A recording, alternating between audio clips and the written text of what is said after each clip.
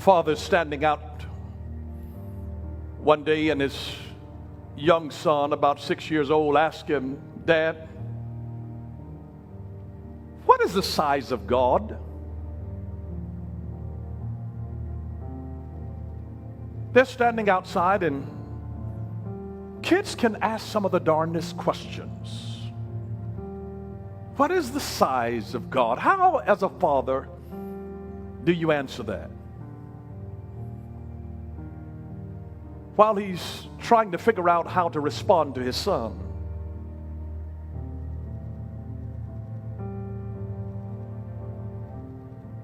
he's looking up, as we often do when we don't know what to say. And he sees an airplane. And so he asks the son, "Son, what's the size of that airplane?" His son looks up and said, "That's really tiny. It's so small. It's really tiny." And then he gets his young son in the car, and they drive to the airport.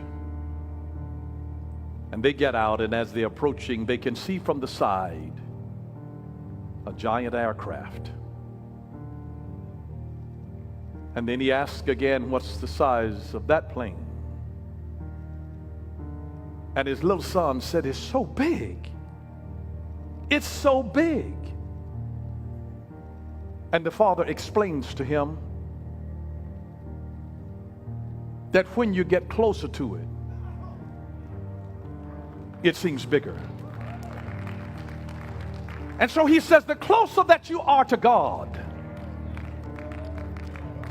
the bigger and the greater that God seems to you.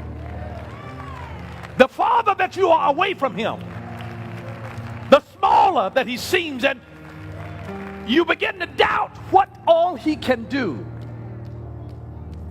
And this is why the Bible says, draw near unto God, and he will draw near to you.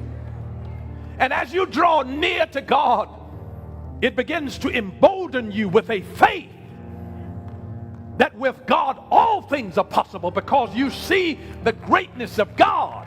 If you're closer to God than you are towards your problem, then your problem begins to diminish, and God looms over your problem.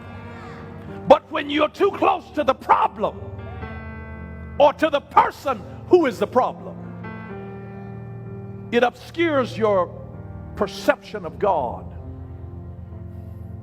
And the answer is to draw close. And sometimes we just need to get close to it, so that we see that my God is enormous. He's the one that spat out the 7 seas. He's a huge God. And the closer that you are to him, the bigger that you realize that God is. He is enormous. And your problems are minuscule